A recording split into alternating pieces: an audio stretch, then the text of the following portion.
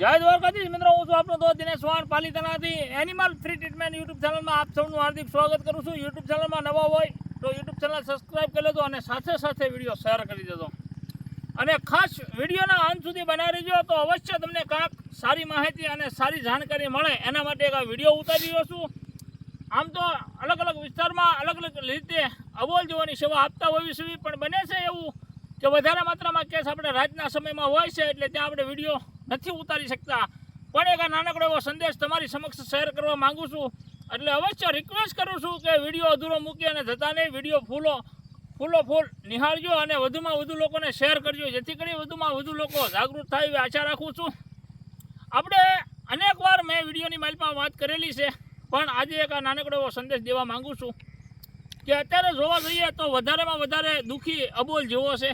ગૌ માતા, નંદી મહારાજ તેમજ અન્ય અબોલ જેવો વધારે દુઃખી અને વધારે પીડા સહન કરે છે। આજ એક નાનકડો એવો સંદેશ છે। થોડાક સમય પહેલાંની જ વાત છે, ત્યાંથી સેવા કરી અને અત્યારે એક તળિયું સરસ મજાનું છે, લીલો ઘાસ હતું, એટલે મેં કીધું કે અહીંયા એક નાનકડો એવો વિડીયો ઉતારી અને તમારી સમક્ષ શેર કરું। જે ઘટના સ્થળે ગયા હતા ત્યાં એ નંદી મહારાજને એમ કહેવાય કે કોઈએ શિંગડાના ભાગે નંદી મહારાજને શિંગડાના ભાગે કોઈ તીક્ષણ હથિયારનો ઘા મારેલો હતો અને એનો ઘણો બધો સમય જતો રહ્યો છે, પણ આપણે ઘટના સ્થળે ગયા એટલે જોયું તો ખબર પડી કે નંદી મહારાજને ઓપરેશન સિવાય સારું થાય એવી પોઝિશન નથી, એટલે ખાસ એની ઓપરેશનની વ્યવસ્થા આપણે કરી છે।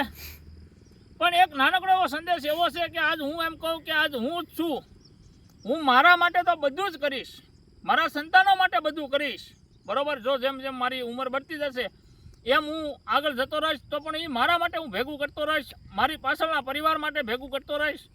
પણ એક અબોલ જીવ એવો છે, એક ગૌ માતા, નંદી મહારાજ તેમજ અન્ય અબોલ જીવ એવું છે કે એને જ્યારે ભૂખ લાગે, એને જ્યારે તરસ લાગે તો એ પાણીના ખાડે જાય અને ત્યાં એને જરૂરિયાત હોય એટલું પાણી પીતા હોય છે। કોઈનો ઘાસ સારો ઢગલો કરી અને પડ્યો હોય તો એની માલ પછી નંદી મહારાજ જાય તો જેટલું ખાવું હોય એટલું ખાઈ લે છે અને પછી ત્યાંથી રવાના થઈ જાય છે। પણ કહેવાનો મતલબ કે આ હું માનું છું કે આપણને અત્યારે નંદી મહારાજ હાડ બોલે છે, પણ એક થોડુંક આપણે જાગૃત થવું જોઈએ, કેમ કે આપણે આજ સમજીએ છીએ।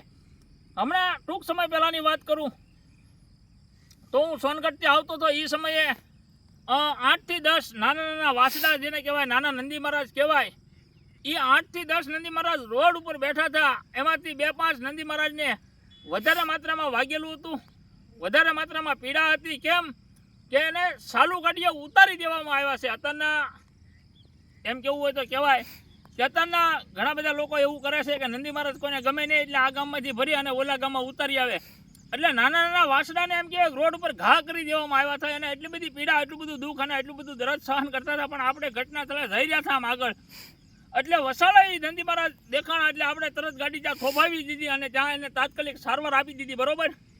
પણ કહેવાનો મતલબ કે આજ હું માનું છું કે આપણે 5,000-1500 રૂપિયા આટલું થઈ અને એક અબોલ જીવને દુઃખના મુખમાં ધક્કો મારી રહ્યા છે। એક અબોલ જીવને 1,000-1500 રૂપિયાની લાલચમાં અબોલ જીવને દુઃખના રસ્તામાં ધક્કો મારી રહ્યા છે, અને એ હકીકત દુઃખ ભોગવે છે, મારી નજર સામેના કેસ છે। અને ખાસ આ વિડીયો વધુમાં વધુ શેર કરજો એવી આશા રાખું છું। હમણાં ટૂંક સમય પહેલાં 3 દિવસની મારી પાસે 4 થી 5 કેસ એવા આવ્યા કે એક ગામમાંથી બીજા ગામમાં એક નંદી મહારાજ હોય તો એ વધારે ગામમાં રાઈડ બોલાવતા હોય તો એ નંદી મહારાજના ગામના 5-7 લોકો ભેગા થાય અને નંદી મહારાજને બાંધી દે છે, અને બાંધ્યા પછી 5-15-20 કિલોમીટરના અંતર ઉપર એ નંદી મહારાજને અડધી રાતે છોડવા જાય છે। બાંધતા બંધાઈ જાય છે, ગાડીમાં ભરતા ભરાઈ જાય છે અને છોડવા જતા જવાઈ જાય છે। જ્યારે રોડ ઉપર તમે ગાડી ઊભી રાખો છો તો એક નાનકડો એવો સંદેશ આપવા માંગુ છું કે જ્યારે ગાડી રોડ ઉપર ઊભી રાખો છો અને એને દોરડું દૂરથી કાપો છો કે મતલબ મથરાવટીના ભાગેથી દોરડું બાંધો, ત્યાંથી પછી જે શેડો લાંબો હોય ત્યાંથી તમે દૂરથી કાપો છો તો ખાસ એને એ મથરાવટીની મારી પાસે દોરી બાંધી હોય ત્યાંથી એને કાપવાનું રાખો, કેમ કે એવા કેસ હમણાં આવ્યા છે। એટલે ખાસ તો મને અનેકવાર દુઃખ થાય કે આપણે જે ધરતી ઉપર રહ્યા છે એ ધરતી ઉપરથી એક ગૌ માતાનું દુઃખ આપણે વ્યક્ત કરવું પડે। આજ ગામો ગામ ઘર ઘર યુવાન જાગૃત છે, પણ મેં કીધું એમ તમે 2 ગામ 5 ગામ વટાડી અને મૂકો છો ગાડીમાં ભરીને, તો પણ એક નાનકડો એવો સંદેશ આપવા માંગુ છું કે એને મથરાવટીની જે દોરી હોય ત્યાંથી એને મથરાવટીની દોરી કાપી નાખવાનું રાખો, મથરાવટીની દૂરથી દોરી ના કાપો, જેથી કરી અને એ દોરી એને બેસી જાય છે, એને એટલું બધું દુઃખ આટલી બધી પીડા, આટલું બધું દર્દ એને સહન કરવું પડે છે. ટૂંક સમયની જો વાત કરું તો હમણાં એક નંદી મહારાજ મેં પકડ્યા હતા પાલીતાણા તાલુકાના સેંધળિયા ગામમાં, અને એ પહેલા પાલીતાણા તાલુકાના ભૂંડરખા નંબર 2માં એક નંદી મહારાજ પકડ્યા હતા. એ નંદી મહારાજની એટલી બધી હાલત અને પીડા એટલી બધી ગંભીર હતી કે એ દોરડું એને મત્રાવટીમાં બેસી ગયું હતું. એ દોરડું એને મત્રાવટીમાં બેસી ગયું હતું. અને નંદી મહારાજ એમ કહેવાય ને કે આમ ઊંચું માથું નહોતું કરી શકતા. શું લેવા? એ એક આપણી જાગૃત માણસની ભૂલ હતી, જાગૃત યુવાનની ભૂલ હતી.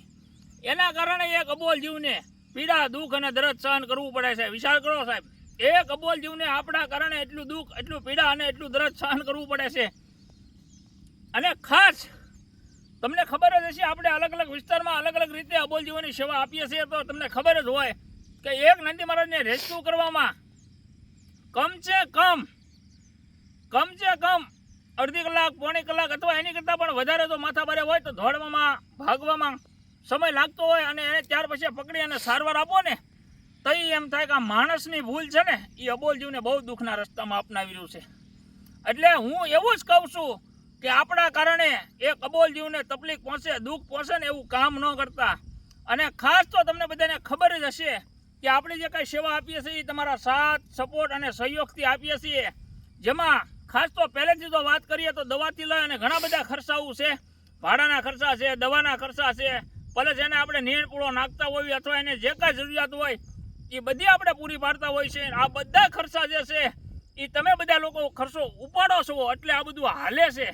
પણ એક નાનકડી એવી રિક્વેસ્ટ કરું છું કે આજ હું ગૌરવ સાથે કહી શકું કે અલગ અલગ વિસ્તારમાં ઘણા બધા એવા યુવાનો છે જે જાગૃત થયા છે, સેવાના કાર્ય હોય અને સેવાના કાર્યની વેલમાં ભાગ લઈ રહ્યા છે. એ તમામ મારા તરવૈયા યુવાનોને લાખ લાખ વંદન કરું છું. એ તમામ તરવૈયા યુવાનોને ખૂબ ખૂબ શુભકામના પાઠવું છું. ખૂબ જીવનમાં તમે બધા પ્રગતિ કરશો અને વધુમાં વધુ ગૌ માતા અને નંદી મહારાજની સેવા કરો એવી હું આશા રાખું છું. તમારે ક્યાંય પણ જરૂર પડે તો મને કોલ કરજો. મારો મોબાઈલ નંબર છે 9624716186. દિનેશ ચૌહાણ મારું નામ છે. એક આ નાનકડો એવો સંદેશ તમને આપવા માંગતો હતો. આમ તો હું દરરોજે દરરોજ અલગ અલગ વિસ્તારમાં રખડું છું, પણ સમય ખૂબ ઓછો હોય છે એટલે દરરોજે દરરોજ સોશિયલ મીડિયામાં વિડીયો નથી મૂકતો. મારી પૂરેપૂરી અપડેટ તમારે જોયું હોય તો મારા ફેસબુક પેજને તમારે ફોલો કરવું પડશે. ફેસબુક પેજનું નામ છે દિનેશ ચૌહાણ પાલીતાણા. એટલે ખાસ એ ફેસબુક પેજને ફોલો કરી લેજો, જેથી કરી તમને દરરોજે દરરોજ અપડેટ મળતી રહે. હું કઈ વિસ્તારમાં ગયો હતો, હું હતું, હું નહીં. એટલે વધારે કાંઈ વાત નથી કરતો. થોડી ઘણી હજી મારે સેવાઓ બાકી છે. નંદી મહારાજ ગૌ માતા પીડા, દુઃખ અને દર્દ સહન કરે છે. હું ત્યાં જાશ તો એ બધી સેવા થશે. એટલે એક નાનકડો એવો સંદેશ આપી અને તમને બધાને જાગૃત કરવાનું કામ કરું છું. તો એક વિડીયો 2-5 ગ્રુપમાં શેર કરજો, જેથી કરી વધુમાં વધુ લોકો જાગૃત થાય. અને તમે જો ગૌ સેવા કરતા હો તો તમને બધાને મારા દિલથી વંદન છે. સેવાને ચાલુ રાખજો અને સેવાને આગળ લઈ જજો અને વધુમાં વધુ ગૌ માતા અને નંદી મહારાજની સેવા કરજો. દિનેશ ચૌહાણ પાલીતાણા. જય દ્વારકાધીશ, જય મુરલીધર.